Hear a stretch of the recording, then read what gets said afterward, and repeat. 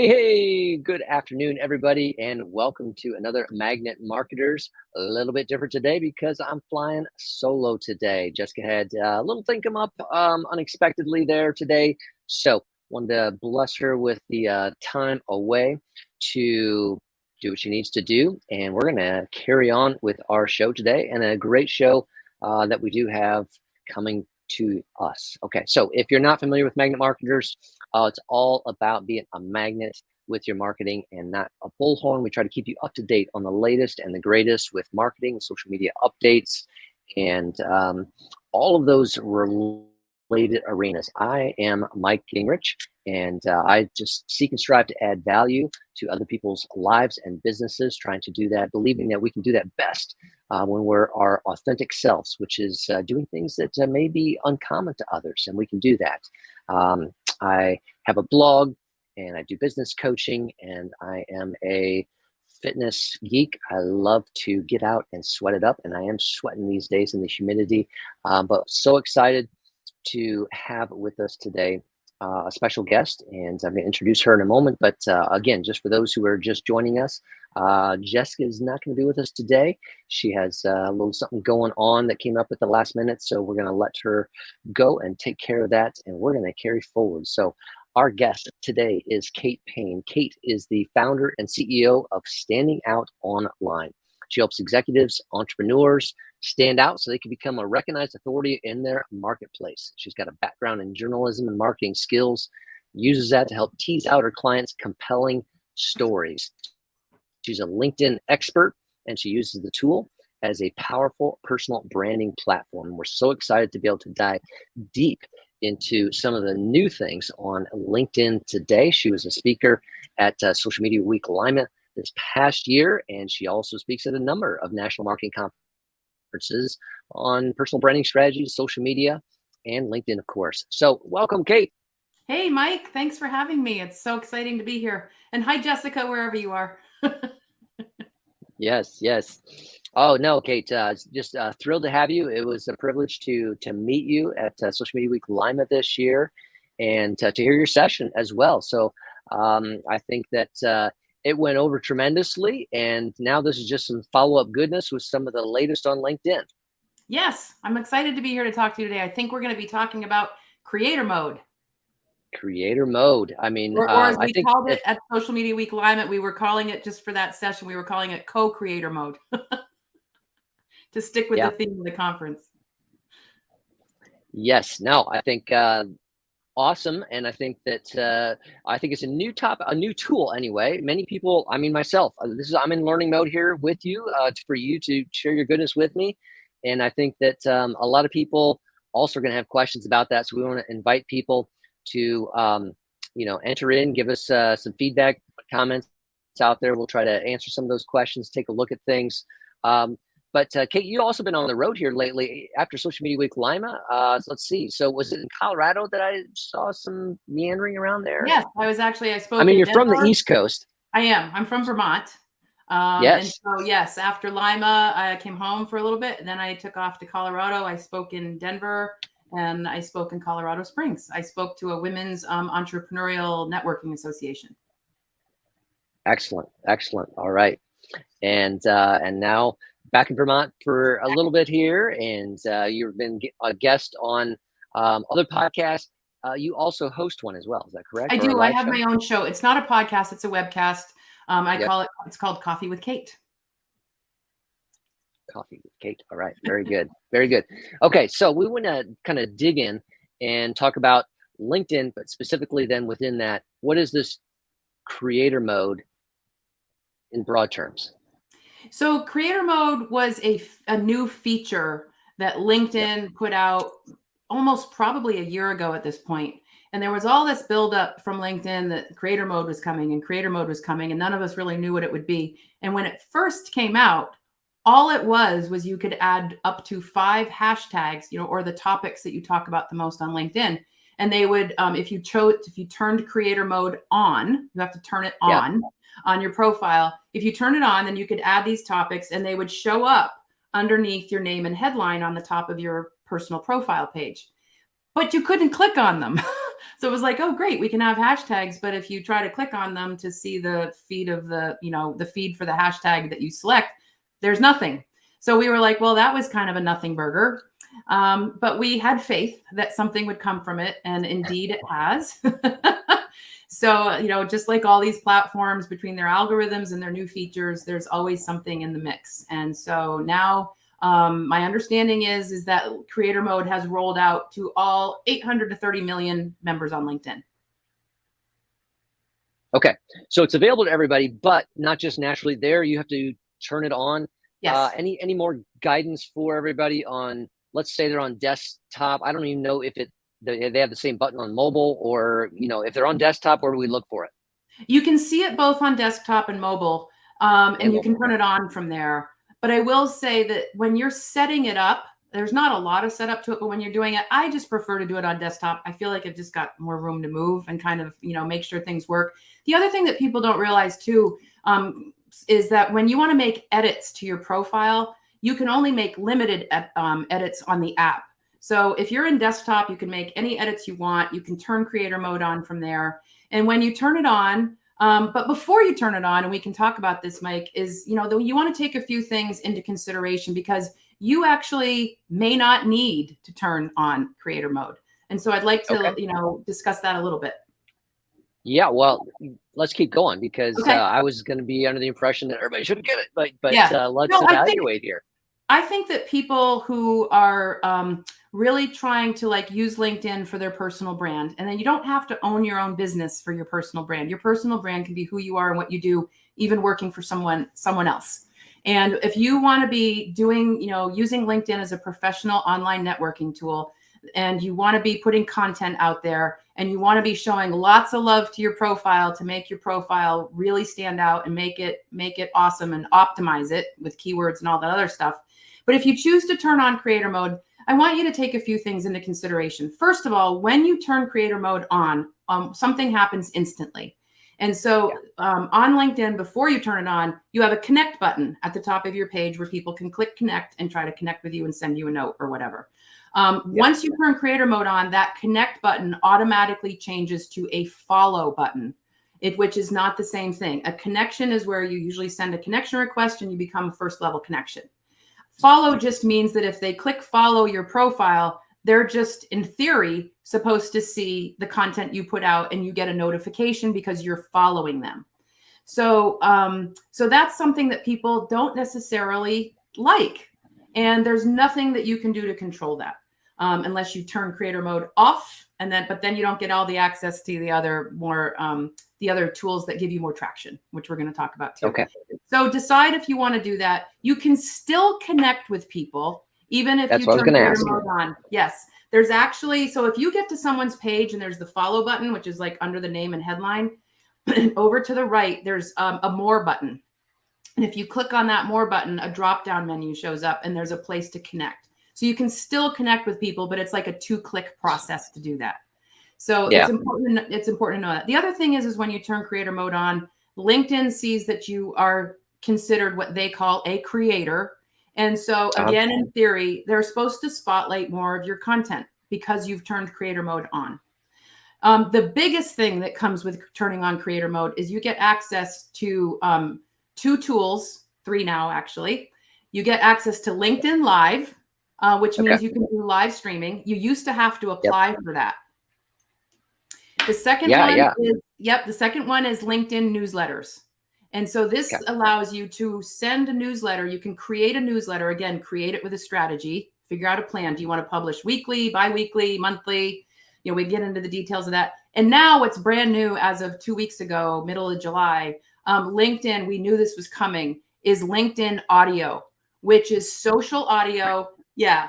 In the sort of the spirit of Clubhouse, but better. When people, if anybody's familiar with social audio or Clubhouse, and you're in a room and you see other people in the room and you click on their little photo, it would take you to a bio page. On LinkedIn, with LinkedIn audio, if people click on that little photo, it takes you to their LinkedIn profile. And there's a lot of information there, hopefully. Yeah. Okay. So, I mean, LinkedIn audio, that's a big game changer here that they've kind of released that. Now, So I haven't dove into that one at all. So are there any, you know, tools if I want to schedule to go live or alert people that we're going to go live? Yes. So like LinkedIn Live, I'll compare the two. So we'll talk about LinkedIn Live and Yes. we'll talk about LinkedIn Audio. So LinkedIn Live is live video streaming. You do need a third-party app in order to live stream. So it's not like if you do Facebook Lives and you just kind of go on your phone and you push live and you're live, right? You can't do that kind of live video on LinkedIn. So if you get LinkedIn Live, there's 5 apps that are approved by LinkedIn. StreamYard, which is what you're using right now. Yes. And Restream is another one, which is another great one. Vimeo is actually one of them. People don't realize that Vimeo is an app to live stream. And what will happen is depending on the level of subscription you have with that third-party app, you can concurrently live stream to 2, 3, or 4 channels. So like when I do my show, I'm streaming to my LinkedIn personal, my LinkedIn company, my Facebook business page, and my YouTube channel. So, Yeah. it depends on what you want. Now with LinkedIn Audio, you do have to create an event in LinkedIn, and you have to do that from your personal profile page. If you're on your personal profile page, I wish I could sort of illustrate this with you, but picture your page. At the top is the LinkedIn toolbar. Click on the home button, and when you open up the news feed, the home page of LinkedIn, to the left there's a sidebar, and down there is where you can create an event. It'll say events, and there's a plus sign, and you open that up and you can create the event. So you sort of scheduling it. So, if you're going to do an audio event in 3 days, you put the date, the time, you select LinkedIn Audio in the event, and you put in the information, and it automatically creates a post for you to tell the world, that's connected to you, that you got an audio event coming up. And the same with LinkedIn Live too. You end up having to create an event through StreamYard. When you're actually scheduling in StreamYard or Restream or any of them, you're actually creating an event concurrently as well. Yeah. Yeah. Okay. So, it's first with LinkedIn Live. Because that used to be just for those who had access, and it was a tough thing. Right. To try to get through that. So that's a pretty big open doorway Yes. now for anyone to turn on creator mode and have access to going live on LinkedIn that way. But again, needing to use a third-party tool. Yes. To do that. Okay. So that's important. But these are some great tools. Anything else before we get into the why? Anything else about the tools that you want to cover or dive into a little further? Yeah, I'll share. So if you wanted to do a newsletter, and if you don't mind, I'll just give some brief background. So before we had access to these just automatically because of turning on creator mode, you used to, if you wanted LinkedIn Live, you had to go through an application process to LinkedIn Corporate. And they would even ask you, like, have you done other video? Do you have links to video that you've done? Like, they were vetting people so that we weren't just getting lots of people throwing up video on LinkedIn, which I actually kind of liked. Now, when I wanted it, it took me 9 months, and I sent in 5 applications before I got it. So there were people coming to me all the time going, I want it LinkedIn Live. How do I get it? I'm like, you have to apply and wait. So to have this now is actually a big deal. That means people can, if you turn on creator mode, you've got automatic access, no more application. Newsletters has been around for a long time too. Originally, when LinkedIn created newsletters, it was for like the Richard Bransons and the Brene Browns of the world. It was only for like major influencers. Then they opened up newsletters to the average user too. But there was even an application process for that for a while. Then that went away. And then it was just like, I guess if LinkedIn felt like they wanted to give you access, you could get it. There was no rhyme or reason as to how you would get newsletters. So again, now you have instant access to newsletters. Now, when you're going to do newsletters, this is really cool. You got to think about what you want to call your newsletter. You got to think about how often you want to publish. I would say if you've not done it before and you're just testing it, just do once a month for right now.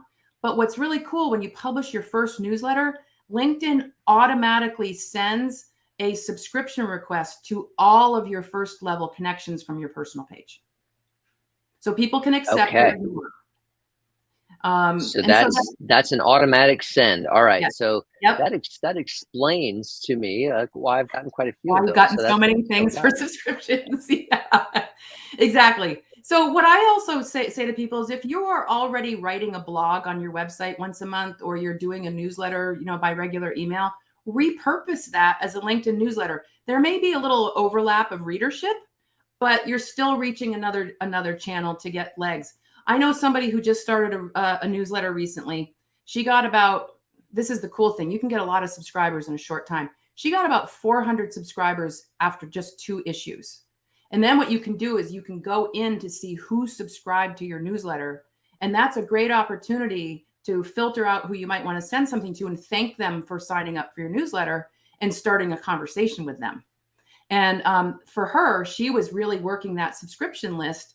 And she sent out LinkedIn messages to people saying, hey, you know, I watch your podcast. If you ever need a guest, I'd love to reach out. And thanks for checking out my newsletter. So she got on 3 podcasts and she got 2 new clients out of it, just through seeing who signed up and reaching out in a very human way without being salesy and just saying, thank you for signing up. And then the conversation started from there.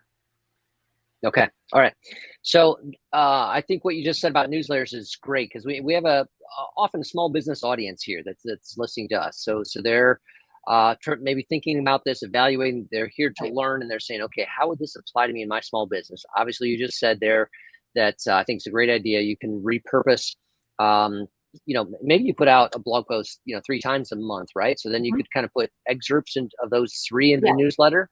Absolutely. Yeah, those type of things. Okay. So now what are some ideas for small businesses with the other tools in creator mode? Okay. Obviously a live show, right? I just want to add For one small thing about business? newsletters, because this is new too. So newsletters was originally rolled out to people for their personal profiles only. And about a month and a half ago, it's now available on LinkedIn company pages. So you can do if you already have a LinkedIn company page, you can do a newsletter from your LinkedIn company page also. Depending on who you are and what your goals are, if you are, like, for me, being in my business and doing what I do, I would probably use my personal profile to do a newsletter. I have a company page, but not as many people follow my company page because my personal brand is more on my personal profile. But if you have a bigger organization or company, it may make sense to do the newsletter from there. And you can do the same thing. Yeah. Absolutely. But and we should also clarify, when we're talking about creator mode, so we are talking about personal profiles for creator mode. Yeah. No, I think that's huge for some bigger brands to be able to do this newsletter for their company. Yeah. Right. And the other nice thing is you can create super admins on your company page. So if you have a marketing team who's doing stuff for you, Beautiful. and we're gonna have easy access to get right in there and do it and create it. Yep. So to answer your question though, the other tools, so LinkedIn Live, again, this is something like, I personally feel like if you're going to do LinkedIn Lives, you need to decide as a business, do you want to be doing sort of what I call, and I don't mean this in a bad way, but talking head videos where you're going to have a single person giving a tip for 3 minutes, something like that, or up to 3 minutes. Or do you want to do a show like what you're doing and interviewing me? And that's what I do on my show is I always have a guest.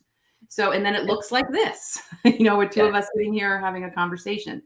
And people can tune in and ask questions. So again, think about your goals. Do I want to have do I want my CEO to be doing a talking head video? Do I want somebody on the team? Do we want 2 or 3 familiar faces doing a regular show? Do we want to do this once a week? These are the kinds of things you want to take into consideration and really create a plan and a strategy for that. I have one client who does 6 talking heads and 6 guests. So she does 1 a month and she rotates. 1 month, it's just her. And then the other month it's a show. And usually if it's a show, it's a little longer, so then the talking head video. So it's nice to mix it up. There we go. That's I think that's a great example for people to think through. Okay. So we could do, sometimes you just feel like, oh, I got to do it one way or the other way. I know. There we go. Yeah. Well, especially if people, because people can still upload native video on LinkedIn, but it can't be longer than 10 minutes. So if you have like a .movie file or an MP4 or something like that, and you want to upload it, if you've done a 20-minute video, talking head video, and maybe it's on YouTube, but you're trying to upload the video file, it won't go because it's 20 minutes. But you can grab the YouTube link and post that in a LinkedIn post and have that show up because it's the YouTube link. It's not a native video file. Yes. So when you want to think about your video strategy as a whole, but being able to use LinkedIn Live, the other benefit too is that you can stream to multiple places at once. That's you can be live in Facebook, live in LinkedIn, live on YouTube, all at the same time. And so that's what these third-party apps allow you to do, which is like where are you broadcasting to right now, Mike? You must be broadcasting to. Yeah, so we've got the Now Facebook page, we've got Jessica's Facebook page, we've got the Now YouTube channel, and LinkedIn as well. So yeah, right. we got multiple places there, and I mean for YouTube, it's spectacular because I mean that's what people are searching for content, those types of pieces there, and oh yeah. And our ROI Facebook group too. So we got a bunch going out. Again, trying to, and we have people who regularly come to different locations. Right. They're on LinkedIn, so they want to watch it there. They're on YouTube. That's where they normally watch it. Those types of pieces. So, but I was going to say that I like the, for YouTube, just because it can put all your lives into, its own, into your channel, but into its own little category there. And so then there's a good recap. And of course, YouTube's getting a lot of traction there. But, it's the same thing with LinkedIn. So it just depends on where your audience wants to spend time. But again, doing it once and being able to automatically send it to many is a beautiful thing. It is a beautiful thing. And the other thing, too, is when you create the event, whether it's for the audio event or the live event, and you created the event and then people tune in, and let's say they don't tune in, the event after it's done automatically plays the replay. And the other thing I just read from the LinkedIn marketing blog is that LinkedIn Lives are going to be start to show up in the regular news feed, just like they do on Facebook. Otherwise, people had to tune in to the event to see the thing, but now they're going to be appearing in the feed. So that's another big change.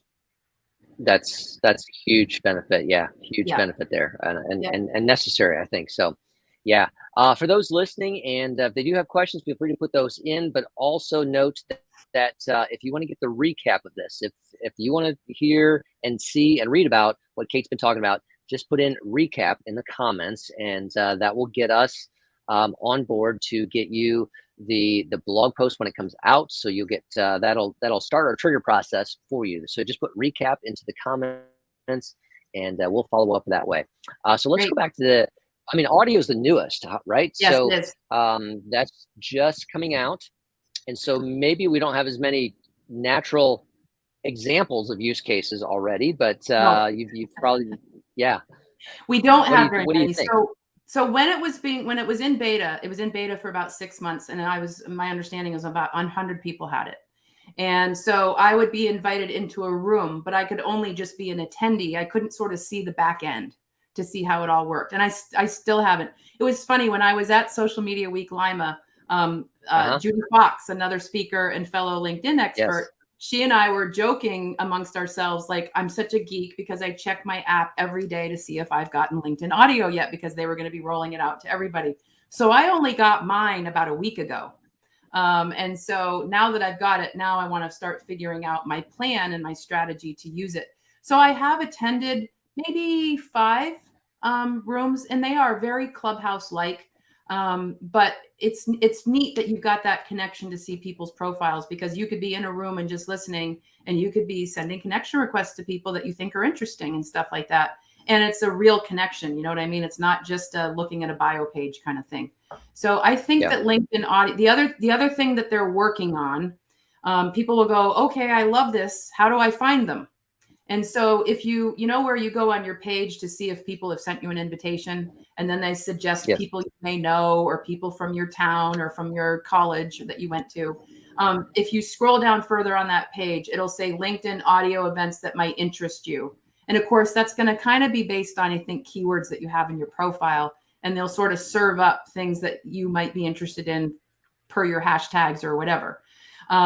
So what we're all sort of telling LinkedIn is, please, please, please give us some kind of a directory so that we can find them overall, not just what you think I might like to watch.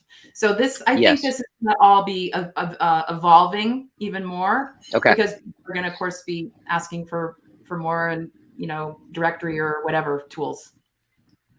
Yeah. Okay. So when that audio is done, is that um,